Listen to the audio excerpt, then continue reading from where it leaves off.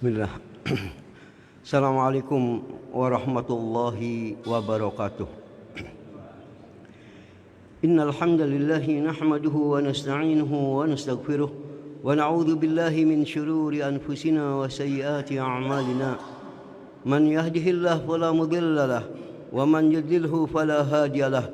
Asyhadu an la ilaha illallah wahdahu la syarika lahu wa asyhadu anna Muhammadan 'abduhu wa rasuluhu la nabiyya ba'dahu. Allahumma salli ala Muhammadin wa ala alihi wa ashabihi ajma'in wa man tabi'ahum bi ihsanin ila yaumiddin. Amma ba'd, fa inna khairal hadithi kitabullah wa khairal hadi hadi Muhammadin sallallahu alaihi wa alihi wasallam wa syarrul umuri muhdatsatuha fa inna kulla muhdatsatin bid'ah wa inna kulla bid'atin dhalalah wa inna kulla dhalalatin finnar. Ikhwanul kiram azani Allah wa iyyakum. Di antara fenomena di zaman kita yang sangat memiriskan hati saat ini adalah banyaknya ungkapan-ungkapan yang mungkin disadari atau tidak disadari oleh pelakunya, bahwa ungkapan-ungkapan yang diungkapkannya itu bisa menyebabkan sampai seseorang menjadi murtad. Na'udzubillah min dzalik. Perkara kemurtadan ini perkara yang paling berat. Bahkan para ulama mengatakan orang kafir itu secara garis besar dibagi dua. Pertama, kafir asli, artinya kafir bawaan. Seperti seorang anak yang memang orang tuanya adalah bukan Islam. Dari kecil dia pun sudah dididik dengan ajaran misalkan Kristen. Sampai dewasanya dia tetap Kristen. Sampai matinya dia Kristen. Ini namanya kafir asli. Yang kedua adalah kafir yang awalnya dia ini Islam.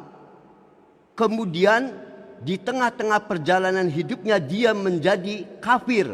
Baik diakibatkan dia ini kafir dengan pernyataan dirinya pindah agama terang-terangan, atau melakukan perbuatan, ucapan, atau keyakinan yang tidak bisa ditafsirkan lain kecuali kemurtadan.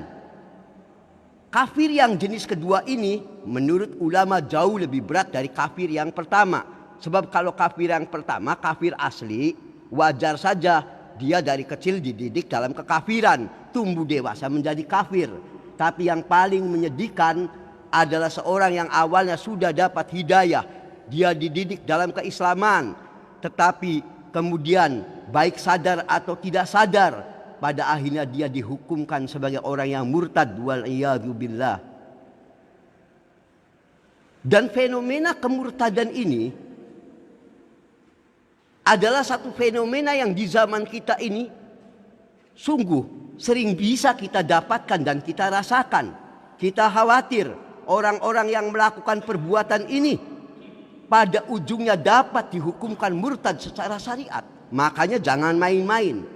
Karena itu kajian kita kali ini saya ingin mengangkat tema beberapa perkara yang dapat menyebabkan pelakunya menjadi murtad.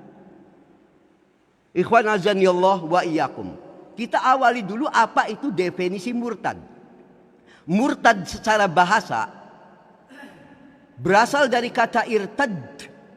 Irtad yang maknanya kembali ke belakang. Jadi murtad itu secara bahasa dulu maknanya irtadda, kembali ke belakang, balik lagi. Balik lagi. Itu secara bahasa, orang yang balik lagi ke asalnya. Adapun secara istilah atau secara syariat, murtad adalah seorang muslim yang menjadi kafir setelah keislamannya. Muslim kemudian dia kembali menjadi kafir setelah keislamannya, dan dia melakukan itu tanpa paksaan. Tanpa paksaan, dia memilih. Kemudian usianya sudah tamyiz, sudah bisa membedakan mana yang baik dan buruk. Ya, dan dia melakukan itu dalam keadaan akalnya sehat. Sebab kalau orang yang gila, dia ngomong saya murtad apa, tidak ada hukum, orang gila namanya. Jadi orang yang disebut murtad itu ketika dia menyatakan keluar dari Islam dalam keadaan tidak dipaksa, tidak dipaksa. Dia mengucapkan perkataan kufur atau perbuatan kufur, kufur akbar, atau keyakinan yang kufur. Tanpa paksaan, usianya sudah cukup, dan dia melakukan itu dalam keadaan akalnya sehat, bukan dalam keadaan orang yang gila. Penjelasan lebih lanjut lihat dalam At-Tauhid li Sifati Tsalits Al-Ali halaman 32. Ikhwan, azani Allah wa iyyakum. Allah Ta'ala telah menjelaskan tentang bahasan murtad itu dalam surah Al-Baqarah ayat 217. Al-Baqarah 217. Bismillah. Pada ayat ini Allah berfirman, "Wa may yartadid minkum an dinihi fayamut wa huwa kafir wa may yartadid minkum an dinihi."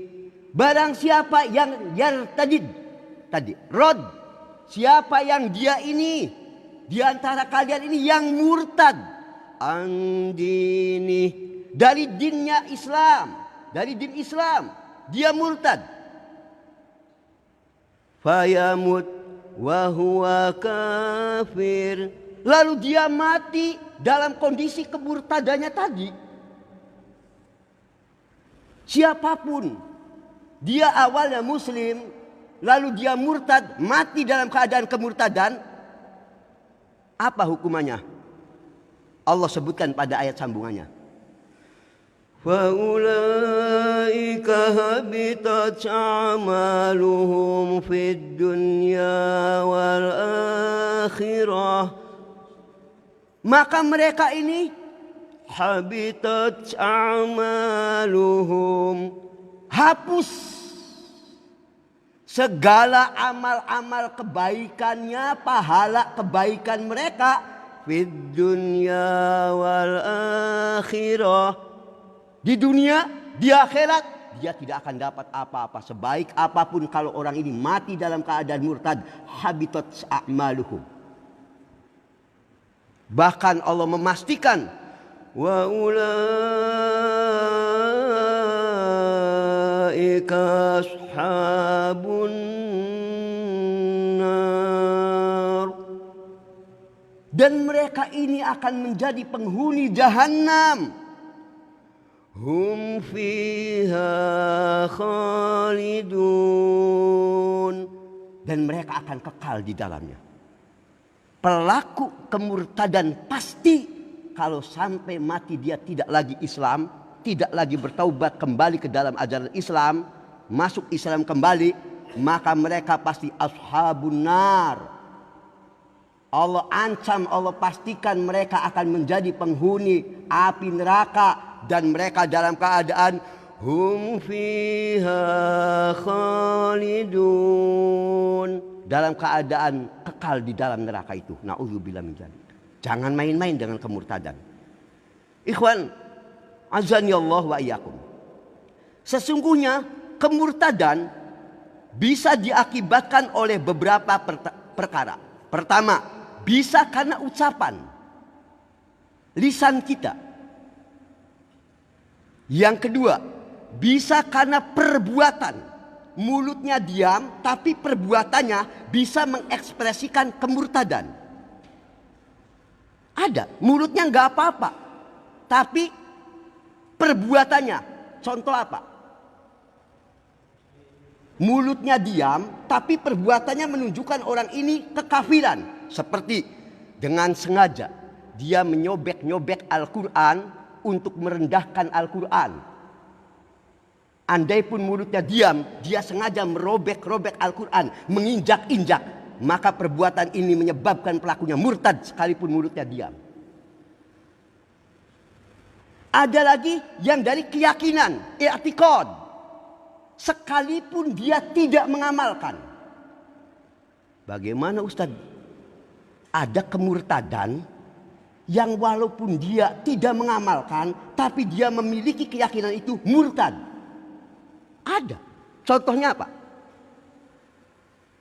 Dia meyakini bahwa misal kata orang-orang yang telah mati, baik itu para wali dan sebagainya, masih mampu memberikan manfaat dan mudarat.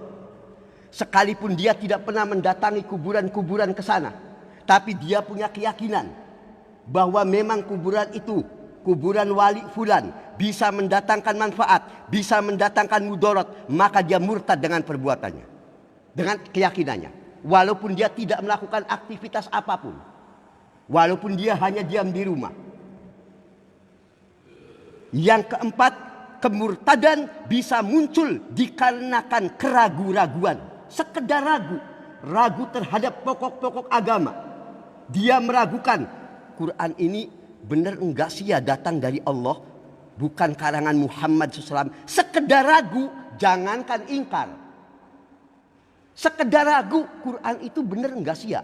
Apa jangan-jangan sebetulnya selipan dari Nabi kita Muhammad SAW. Ragu saja, murtad. Jadi kemurtadan ini jangan dianggap sepele. Bisa muncul dari ucapan, bisa dari perbuatan, bisa dari i'tiqad, bisa dari keraguan-raguan, atau bisa muncul berbarengan. Mulutnya begitu, i'tiqadnya begitu, perbuatannya begitu, maka ini sempurnalah kemurtadan yang ada padanya. Wa na'udzubillah min dzalik. Bisa dipahami kawan? Nanti akan kita contohkan beberapa perkara yang terkait masalah ini.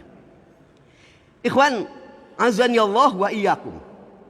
Sesungguhnya jangan remehkan, terkadang kita sendiri tak sadar bisa sekali waktu mengucapkan kalimat kekufuran yang kita tidak menyangka kalimat itu bisa menyebabkan kita menjadi murtad. Na'udzubillah. Makanya hati-hati kalau bicara tentang syariat, apalagi bicara tentang pokok-pokok din. Jangan sembarangan kita mengucapkan. Berapa banyak orang yang terlempar ke api neraka tanpa dia sadari akibat lisannya tidak mampu menjaga dari berkata atas nama Allah tanpa ilmu. Dalam Sahih Bukhari nomor hadis 6478, Rasulullah sallallahu alaihi wa alihi wasallam bersabda, "Wa innal 'abda, sesungguhnya ada seorang hamba, la yatakallam bil kalimah min sakhatillah, yang akan bicara dengan suatu ungkapan yang mengundang kemurkaan Allah, la yulki laha balan, dalam keadaan dia tidak pernah menyangka ucapannya itu mampu mendatangkan murka Allah, maka yahwi biha fi jahannam, yang dengan itu menyebabkan Allah melemparkan dia ke dalam api neraka. Ada seorang hamba yang ngomong asal bunyi, ikut bicara apalagi konsep-konsep akidah, dia ngomong asal-asalan, menganggap guyonan, dia tidak pernah memikirkan sebelumnya konsekuensi dari ucapannya. Yahwi biha fi jahannam, yang dengan sebab itu Allah seret dia dalam jahannam akibat lisannya. Jangan main-main. Makanya hati-hati. Komentar, bicara, apalagi kalau sudah nyangkut hukum-hukum syariat, jangan coba-coba. Ya, jangan coba-coba. Sudah ada contoh yang dikemukakan oleh Allah Azza wa Jalla. Sekelompok orang yang mengucapkan kata-kata maksudnya tidak serius, tapi menyebabkan mereka Allah murtadkan dan tidak Allah maafkan. Mari kita lihat surah At-Taubah ayat 65 sampai 66. At-Taubah 65 sampai 66. Bismillah. Sebelum saya bacakan, ayat ini sering saya ungkapkan sebetulnya. Tapi karena berkorelasi dengan materi ini, sengaja saya ungkapkan lagi. Untuk kembali menegaskan hati-hati lisan kita. Pada saat ayat ini akan turun, Nabi SAW sedang berperang bersama sahabat-sahabatnya melawan orang-orang kafir. Di saat mereka sedang istirahat, ada sekelompok yang tadinya ikut dalam barisan Nabi SAW membicarakan sahabat yang penuh semangat. Mereka berkata, kami tidak pernah melihat orang-orang yang rakus pada makanan, perutnya gendut, tamak dan sebagainya, malas, yang melebihi para sahabat ridwanullah alaihim ajmain. Ucapan itu maksudnya nggak serius, guyon. Sahabat males doyan makan, perutnya pada gendut. Itu hanya mengisi waktu luang. Peristiwa ini didengar oleh sahabat lainnya, langsung melaporkan kepada Nabi. Begitu dilaporkan oleh Nabi, belum sampai ke Nabi, Allah turunkan surat At-Taubah ayat 65 sampai 66 yang akan saya bacakan. Antum lihat. وَلَئِنْ سَأَلْتَهُمْ لَيَقُولُنَّ إِنَّمَا كُنَّا نَخُوضُ وَنَلْعَبُ. Nih Muhammad sallallahu alaihi wasallam, kamu lihat, sekiranya nanti kamu interogasi orang-orang itu, kau tanya kepada mereka yang menghinakan kedudukan para sahabat sebagai pemalas, tukang makan, jauh dari ibadah, kau tanyakan kepada mereka. Kau lihat jawaban mereka. Apa jawaban mereka? Innama kunna nakhudu wa nal'ab. Kami ini hanya senda gurau dan main-main. Enggak serius. Senda gurau, sekedar ngisi waktu luang. Cuma yang dibicarakan tentang para sahabat yang sudah Allah muliakan dalam Al-Quran dan sudah ditetapkan oleh Nabi kita SAW dalam hadis-hadis sahih tentang keutamaan para sahabat. Jangan kalian coba-coba mencela sahabat. Jangan jadikan itu sebagai simbol main-main, guyonan sekalipun. Jangan. Nanti hai Muhammad sallallahu alaihi wasallam, kalau kau tanya kepada pelaku itu, mereka jawabannya ini. Apa jawabannya, ikhwan? Innama kunna nakhudu wa nal'ab. Sekedar senda gurau, mengisi waktu luang, main-main doang, enggak serius. Dan benar, ketika ditanya, dipanggil oleh Nabi SAW, jawaban mereka persis seperti ayat ini. Langsung Allah menyambung. Katakan hai Muhammad sallallahu alaihi wasallam kepada mereka, abillahi wa ayatihi wa rasulihi kuntum tastahzi'un. Abillah, apakah kalian kepada Allah? Wa ayatih, ayat-ayatnya. Wa rasulih, dan Rasul. kuntum tastahzi'un. Masih kalian jadikan bahan olok-olok, bahan main-main? Tidak adakah main-main yang tidak menyangkut tentang Allah, tentang Rasul, tentang orang yang beriman? Kalian masih menganggap itu olok-olok, bahan senda gurau kalian?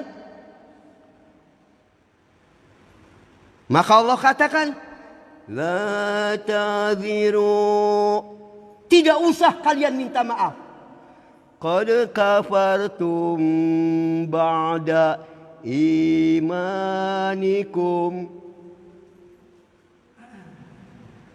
Qad kafartum, kalian telah kafir.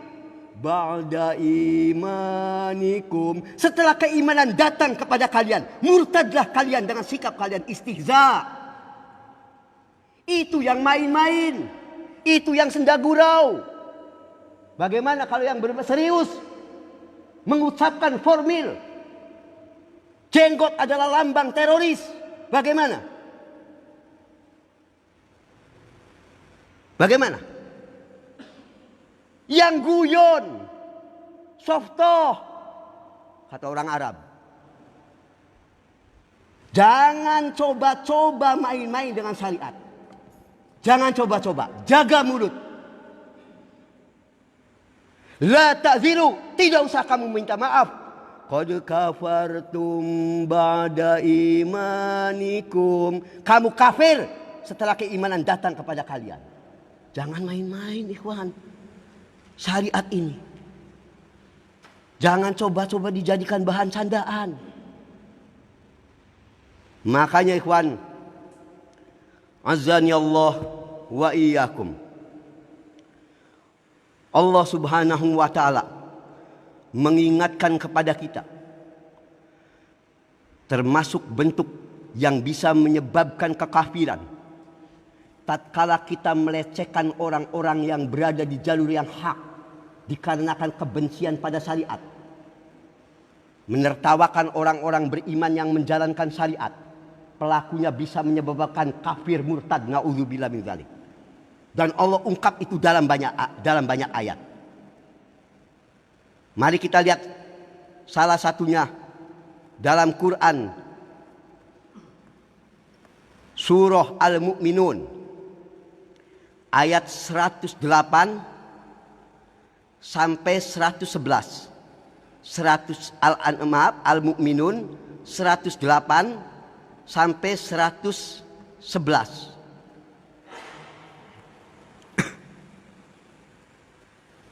Sebelum itu, mohon maaf, sebelum itu saya awali dulu supaya lebih tandas.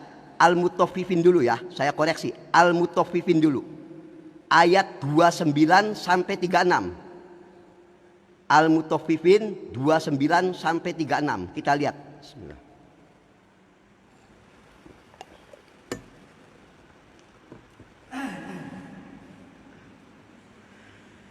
Innal ladzina ajramu kanu minal ladzina amanu yadhhakun.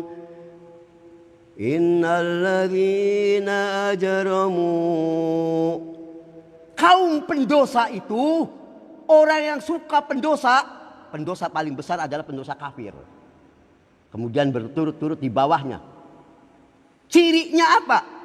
Minal ladzina amanu yadhhakun, suka mentertawakan orang-orang yang beriman. Wallahi antum lihat ayat sambungannya, hampir Anda bisa melihat ayat ini terjadi di hari ini. Kita lihat sambungan ayatnya. Wa idza marru bihim yataghamazun. Wa idza marru bihim, jika orang-orang beriman lewat di hadapan para pendosa itu, yataghamazun, mereka mengedip-ngedipkan matanya, memberi isyarat melecehkan orang-orang yang beriman yang menegakkan sunnah. Kalau sekarang Wa idza marru bihim. Orang iman beriman, Anda celananya cingkrang, Anda berjenggot, Anda pakai gamis.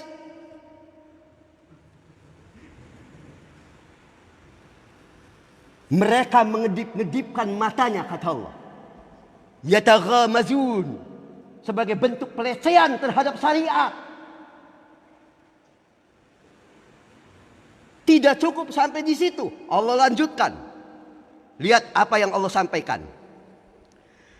Wa idza qalabu ila ahlihim qalabu fakihin. Wa idza qalabu ila ahlihim. Dan para pendosa ini bila kembali berkumpul dengan gerombolannya yang sama-sama pendosa, inqalabu fakihin, mereka gembira. Tadi saya ketemu dengan golongan jenggot, golongan ninja. Lalu apa? Wa idza ra'auhum, dan mereka para pendosa ini justru jika melihat orang-orang beriman yang benar-benar menjalankan agamanya, qalu, apa respon mereka? Mereka berkata apa? Inna haula ladallun.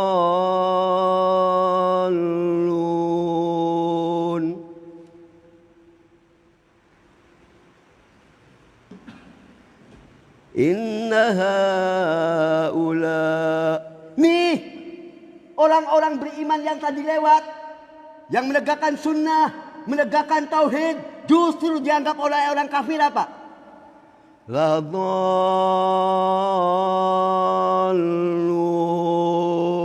orang sesat, teroris.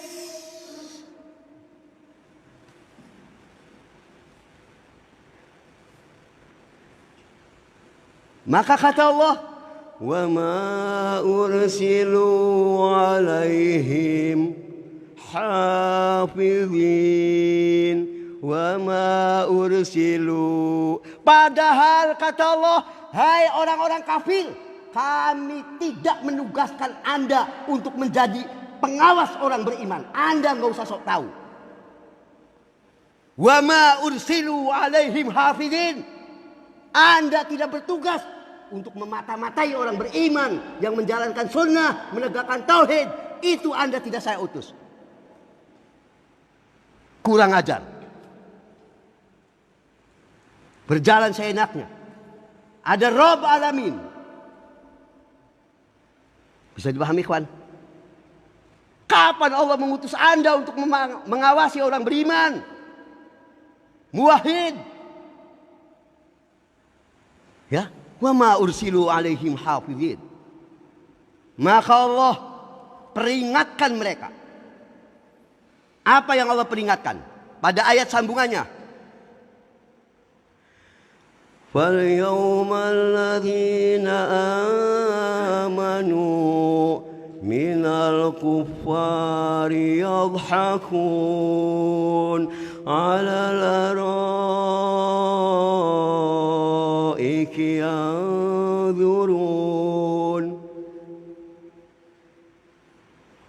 Makanya ikhwan, bersabarlah. Kalau hari ini menegakkan tauhid justru dianggap golongan ISIS, menegakkan sunnah dianggap golongan ekstrim, kita diketawakan, dilecehkan. Akhwat-akhwat kita sebagian yang bercadar, ya, akhirnya dicurigai sebagai kelompok yang sesat. Jangan khawatir. Fal yawmal ladzina amanu minal kuffari yadhhakun. Hari ini itu kapan? Nanti setelah kiamat. Jangan khawatir. Alladzina amanu minal kuffari yadhakun. Orang beriman giliran yang akan mentertawakan orang-orang kafir itu. Alal araiki yanzurun. Sambil mereka bersenderan di atas dipan-dipan surga, memandangi orang-orang zolim ini yang dulu menghina orang-orang yang beriman. Jangan khawatir, Anda nggak perlu melemah dengan tuduhan-tuduhan hina dari orang-orang yang benci fobia kepada syariat Islam. Terus tegakkan. Kelak mereka akan kita ketawakan. Semoga Allah Subhanahu wa Ta'ala memberikan keteguhan kita. Zaman fitnah terkadang menyesakkan dada. Sementara mereka-mereka yang berpakaian mini tidak pernah dibahas, tidak pernah diawasi, tidak pernah diwaspadai. Semoga Allah memberi hidayah kepada kita dan mereka. Amin ya rabbal alamin. Kita harus tetap teguh, harus tetap istiqomah di atas jalan tauhid, di atas jalan sunnah. Hal thuwibal kuffaru ma kanu yaf'alun. Hal thuwibal kuffar ma kanu yaf'alun. Biarlah orang-orang yang kafir itu diberikan ganjaran sesuai dengan apa yang dulu mereka kerjakan. Jangan khawatir, kawan. Jangan khawatir. Jangan melemahkan semangat kita. Terus kita konsisten belajar tauhid, belajar sunnah. Tegakkan. Ucapan orang-orang yang merendahkan ini, maka semoga Allah memberi petunjuk kepada mereka. Atau kalau tidak, semoga kelak Allah pun akan menghinakan mereka. Amin. Ikhwan, azani Allah wa iyyakum. Di dalam ayat yang lain, yaitu surah Al-Mu'minun ayat 108 sampai 111. Al-Mu'minun 108 sampai 111. Allah berfirman, antum lihat. Qala khsa'u fiha wa la tukallimun. Nanti ini Allah cerita lagi di akhirat. Allah akan berfirman kepada mereka-mereka yang menduduki jahanam. Apa yang Allah firmankan? Ikhsa'u fiha wa la tukallimun.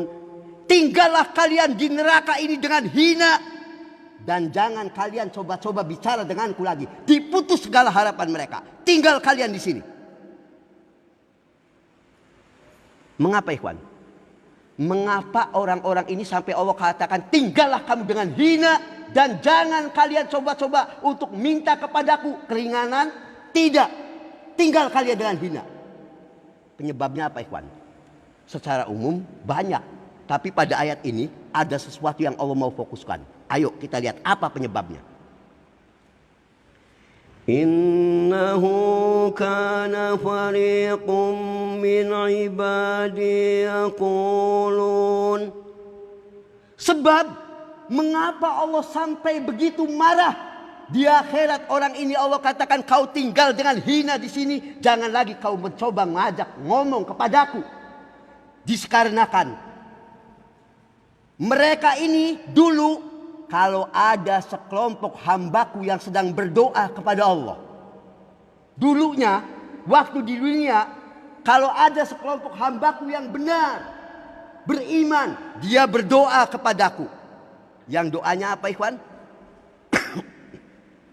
Pada ayat ini disebutkan. Rabbana amanna faghfir lana warhamna. Rabbana amanna.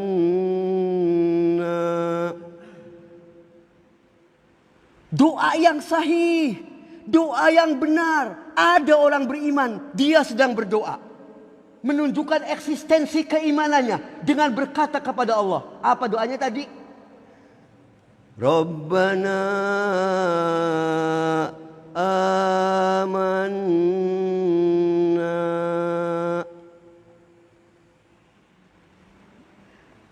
Tuhanku, aku beriman kepada Engkau. Faghfir lana warhamna.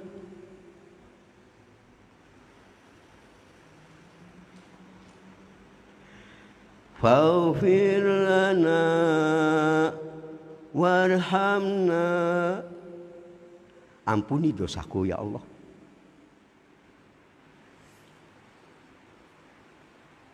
Kasih sayangi diriku. Wa anta khairur rahimin. Wa anta khairur rahimin. Engkau adalah pemberi rahmat yang paling baik. Menegaskan keimanan. Sikap yang baik. Amanna. Faghfir lana. Warhamna. Tapi apa orang-orang yang kafir, para pendosa, orang-orang yang jahat? Allah lanjutkan. Fattakhadtumuhum sikhriya. Fattakhadtumuhum sikhriya. Kata Allah, justru orang-orang kafir itu menjadikan orang-orang yang beriman, yang berdoa dengan cara yang benar tadi sebagai sebuah ejekan. Diperolok-olok permintaan keimanan, permintaan ampunan, justru dijadikan sikhriya. Dijadikan olok-olok. Sampai kata Allah, hatta ansaukum dzikri.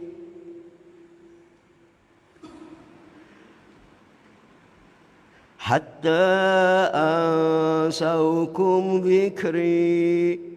Sehingga kesibukan kamu mengoreksi jalan hidupnya orang beriman menyebabkan kamu sampai lupa mengingat aku. Kau sibuk meneliti orang-orang beriman yang telah benar, tapi kalian sampai lupa mengingat akan aku. Subhanallah. Seakan ayat ini sedang bicara kita di hari ini. Berapa banyak mereka yang sibuk, betul, menilai, mengoreksi jalannya hidup orang yang beriman, yang bertauhid, sampai dia melupakan dirinya, mereka sendiri. Apakah mereka ini segerombolan munafik, segerombolan orang-orang kafir, ataukah segerombolan durjana-durjana sesat yang diutus oleh setan? Mereka melupakan diri mereka sendiri. Bahkan kata Allah, belum selesai ayatnya. Apa? Wa kuntum minhum tadhakun. Wa kuntum minhum tadhakun. Dan kamu selalu saja, kata Allah, menertawakan orang beriman. Dijadikan orang beriman main-main, senda gurau. Orang-orang yang taat bahkan kau tertawakan, kata Allah. Maka Allah marah dengan mengatakan pada ayat sambungannya, inni jazaituhumul yawma bima sabaru. Untuk orang-orang yang beriman ada kabar gembira. Untuk orang beriman dulu ada kabar gembira. Anda tetap teguh, diperolokkan, ditertawakan, ditekan, tetaplah bersabar.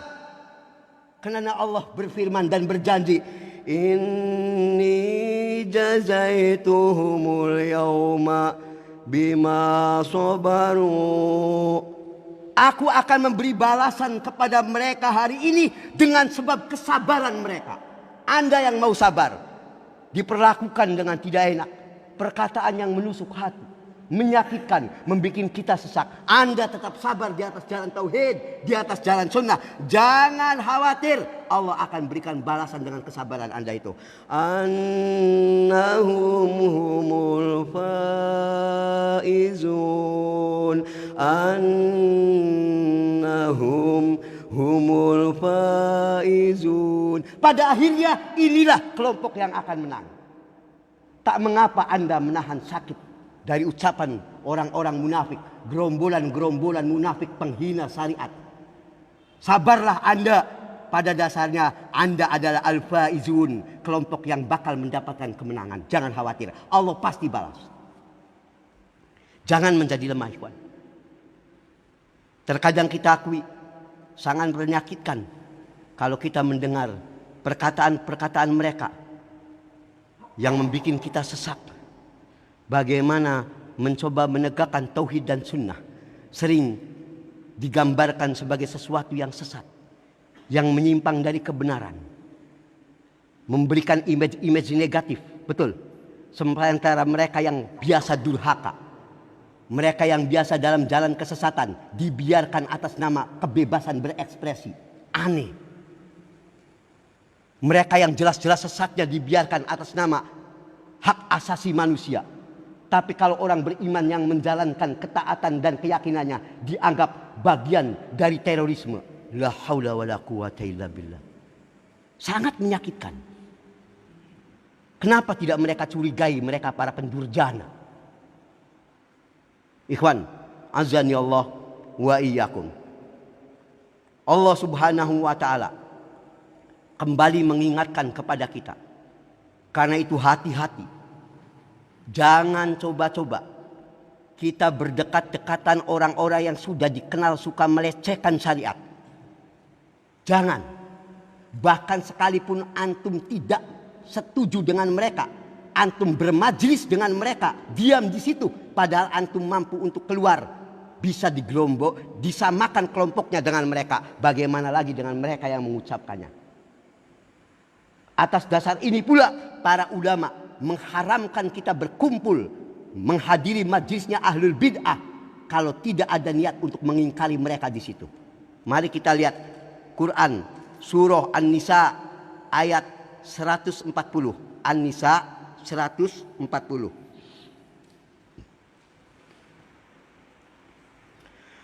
Wa qad nazzala 'alaikum fil kitab. Dan sungguh Allah telah menurunkan kepadamu dalam Al-Quran suatu keputusan. Nih, Allah telah menurunkan dalam Quran ini satu keputusan yang wajib kita amalkan. Apa keputusannya? SK-nya apa? Kita dengarkan. An idza sami'tum ayatillahi yukfaru biha wa yusta'za'u biha. Jika kamu mendengar ayat-ayat Allah diingkari atau dijadikan olok-olok, senda gurau, dilecehkan, kamu ada di situ mendengar ayat-ayat Allah dilecehkan, apalagi diingkari, dijadikan senda gurau. Apa perintah Allah? Fala taqudu ma'ahum hatta yakhudu fi haditsin ghairih. Jangan kamu duduk semajlis dengan mereka. Tidak boleh, tinggalkan mereka sampai mereka bicara bab lain yang tidak lagi bersifat mengkufuri ayat Allah atau memperolok. Enggak boleh. Makanya para ulama memasukkan ayat ini sebagai dalil juga tidak bolehnya menghadiri majlisnya ahlul bid'ah. Sebab pada dasarnya ahlul bid'ah dianggap sebagai orang-orang yang mereka ini masuk memperolok ayat-ayat Allah. Enggak boleh. Jangan kamu duduk. Antum duduk di situ. Mulai ada teman antum yang mengolok-olok sahabat, melecehkan para sahabat, melecehkan para ulama ahlu sunnah. Alah, tibang sahabat anu itu begini. Kalau antum tidak bisa menasehati mereka, tinggalkan majlis itu. Majlis-majlisnya Syiah, majlis-majlisnya Mu'tazilah, majlis-majlisnya Khawarij, majlis-majlisnya Murji'ah, majlis-majlisnya Sufi, tinggalkan semuanya. Tidak boleh kita hadir mereka. Apalagi mereka yang terang-terangan menentang ayat-ayat Allah dan menjadikan ayat Allah sebagai olok-olok. Tinggalkan, enggak boleh. Sampai kata Allah, innakum idzam mithluhum, innakum idzam mithluhum. Jika kamu tetap di situ saja, kamu pun sama dengan mereka, sekalipun Anda tidak ikut ngomong. Sama kedudukannya. Jangan main-main. Antum hadir di majelis orang-orang yang suka menjadikan ayat Allah sebagai olok-olok. Antum memang gak ikut ngomong, diam aja, duduk saja, tidak mengingkari. Maka kata Allah, innakum idzam mithluhum, kamu pun sama dengan mereka. Makanya Allah tutup pada ujung ayatnya apa? Innallaha jami'ul munafiqina wal kafirina fi jahannam jami'a. Inna Allah, sesungguhnya Allah jami'ul munafikin wal kafirin, akan menggabungkan golongan munafik dan yang kafir tadi fi jahannam jami'a, dalam jahanam bareng-bareng.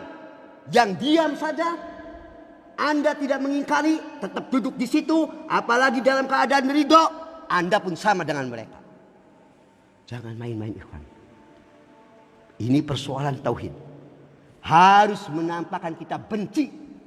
Jangan ini orang ini mengucapkan kekufuran, ya udah biarin aja. Kok biarin aja? Anda wajib marah. Marah karena Allah, al-bughdu lillah. Harus marah demi Allah. Setiap orang yang melecehkan kepada syariat, wajib kita marah. Wajib. Jangan saya tidak baik, jor baik. Kok jor aja? Allahul musta'an. Di mana cemburu kita pada agama ini? Mana kecemburuan kita? Harus marah. Jangan seenaknya. Ya, marah karena Allah. Bukan karena apa-apa, tapi karena kita saking mendahulukan Allah dan Rasul di atas segala-galanya. Karena itu, ikhwan, saya ingatkan kembali, jangan coba-coba meremehkan syariat. Sekalipun syariat itu yang dianggap syariat yang remeh oleh kita barangkali. Lajnah ad-daimah, ulama Saudi pernah ditanya, ma hukmu man istahza bi ba'dil mustahabbat kasiwak wal ghamis al gasir wal syarab jalis. Wahai para ulama, apa hukumnya kepada orang yang mengolok-olok sebagian syariat yang disukai untuk dijalankan, seperti dia mengolok-olok bab keutamaan siwak, keutamaan gamis yang pendek tidak menutupi mata kaki, atau anjuran untuk minum sambil duduk. Lalu orang ini melecehkan, ya apa kamu bab itu aja. Dia meremehkan, bahkan menjadikan olok-olok, dijadikan guyonan. Maka kata para ulama, man istahza bi ba'dil mustahabbat, barang siapa yang mengolok-olok sebagian dari perkara-perkara yang memang di agama ini sangat ditekankan untuk dijalankan, disukai, kasiwak, seperti dia meremehkan, mengolok-olok bab siwak, wal gomis alladzi la yatajawazu nisfas saq, atau gamis yang tidak melewati, yang pakai itu hanya setengah betis, tidak melewati mata kaki. Ya, wal qabdu fis shalah, atau dia meremehkan masalah perlunya meletakkan tangan waktu sholat di dada kita, ya, menggenggam tangan kanan di atas tangan kiri, menyedekapkan, ya, wa nahbiha, atau yang serupa dengan itu, mimma tsabbata fis sunan, yang perkara itu telah pasti nasnya dalam sunnah. Fa hukmuh, hukumnya adalah Anda jelaskan dulu kesyariatan masalah ini, jelaskan kepada orang yang tadi mengolok-olok. Wa anna sunnah an Rasulullah SAW, Anda tuliskan dalat ala dalika, sebutkan dalilnya, jelaskan kepada dia. Fa idza asarra 'alal istihza bis sunani tsabitah. Dan jika dia setelah ditunjukkan dalil-dalil tetap ngotot, bengkeng, tetap menjadikan itu main-main, olok-olok, guyonan, kufrun bidzalik. Dia menjadi kufur dengan sebab itu. Li'annahu bihadza yakunu munqisan lirrasul. Karena itu berarti dia telah melecehkan Rasul sallallahu alaihi wasallam wali syar'ihi, dan dia berarti telah melecehkan syariatnya. Watan kusu bidzalik kufrun akbar. Awas. Dan meremehkan syariat semacam itu masuk kufur besar yang menyebabkan pelakunya murtad. Itu hatta masalah apa kan? Bab siwak, bab celana cingkrang, dia meremehkan, menjadikan olok-olok, dalil sudah ditegakkan, dia masih terus begitu, murtadlah dia. Jelaskan, tegakkan hujah, Anda jangan main-main. Ditegakkan hujah, masih lawan, bengkeng, kata orang di Indramayu, murtadlah dia. Jangan main-main, syariat kok jadi main-main. Ngurus yang gitu, tapi orang-orang yang justru you can see nggak diurusi. Gimana cara pikirnya? Ya, WTS mau dibahas mah WTS, sesatnya WTS. Ya, kalau itu sampai jangan pakai WTS. Ya, pakai aja. Sekarang apa istilahnya? Kalau dulu kan WTS terlalu kasar katanya. Sekarang disebutnya apa? Istilahnya? Ya kalau WTS wanita tuna susila. Ya, untuk mereka lebih dihormati istilahnya. Giliran yang menegakkan syariat radikal. Ini kebalik-balik. Astagfirullahaladzim. Gimana cara berpikirnya? Urusi itu yang jelas-jelas ngaco.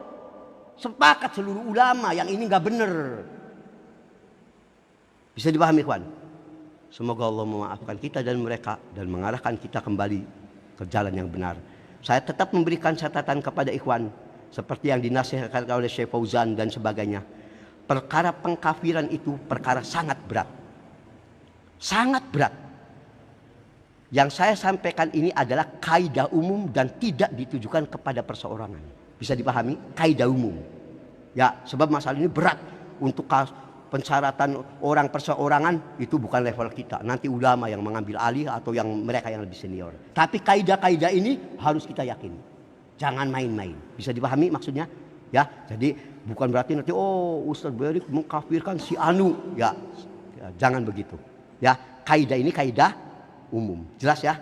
Mudah-mudahan dipahami. Walhamdulillahirabbil alamin. Wassallallahu ala Muhammadin. Assalamualaikum warahmatullahi wabarakatuh.